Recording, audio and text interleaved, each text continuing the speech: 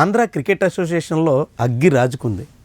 ప్రస్తుతానికి అధ్యక్షుడు, కార్యదర్శి ఇద్దరు తెలుగుదేశం పార్టీ నాయకులే, ఇద్దరు ఎంపీలే.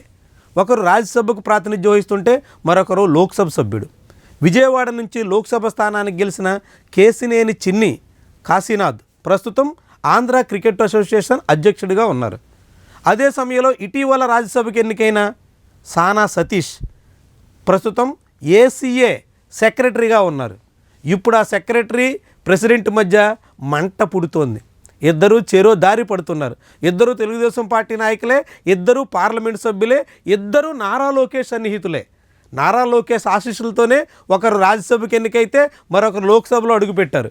కేవలం నారా లోకేష్ పుణ్యానే వారిద్దరూ ఎంపీలుగా ఎన్నికవడమే కాకుండా ఆంధ్ర క్రికెట్ అసోసియేషన్లో చక్రం తిప్పే స్థాయికి వచ్చారు.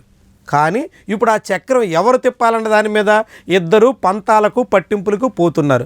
తనదంటే తనదే పై చేయి కావాలని ఆశిస్తున్నారు. అదే ఇప్పుడు ఆంధ్ర క్రికెట్ రాజకీయాల్లో అగ్గి రాజేస్తున్నట్టుగా కనిపిస్తుంది. ఈ మంట ఎక్కడి వరకు పాకుతుందన్నదే ఇప్పుడు పెద్ద ప్రశ్న.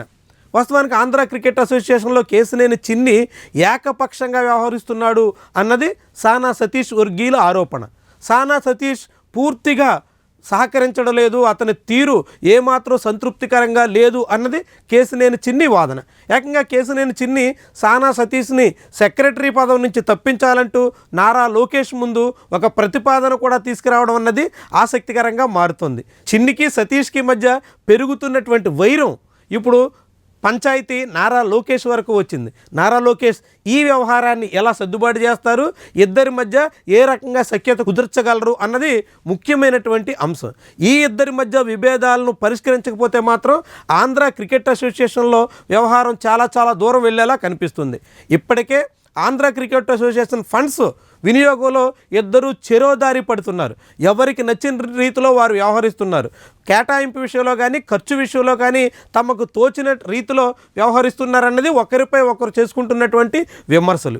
ఇవి మరింత పెరిగేలా కనిపిస్తున్నాయి, చాలా దూరం వెళ్ళేలా కనిపిస్తుంది. దీన్ని సర్దుబాటు చేయడానికి నారా లోకేష్ రంగంలో దిగుతారా, ఎవరిని సమన్వయపరుస్తారు, ఎవరిని తగ్గాలంటారు అన్నది ముఖ్యమైనటువంటి వ్యవహారం. ఇప్పటి వరకు అయితే నారా లోకేష్ ఇరువురిని సముదాయించినటువంటి సందర్భం అయితే రాలేదు. దాంతో ఆంధ్ర క్రికెట్ రాజకీయాలు ఇప్పుడు రెండు శిబిరాలుగా మారుతున్నాయి. ఇరువురు తామంటే తామే పైచేయి సాధించాలన్నట్టుగా ప్రయత్నాలు చేస్తున్నారు.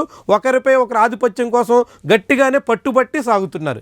ఇది ఎక్కడి వరకు దారి తీస్తుందో చూడాలి. మరి వీడియో నచ్చితే లైక్ చేయండి, కామెంట్ రాయండి, షేర్ చేసి సబ్స్క్రైబ్ కూడా చేయండి. Thank you for watching.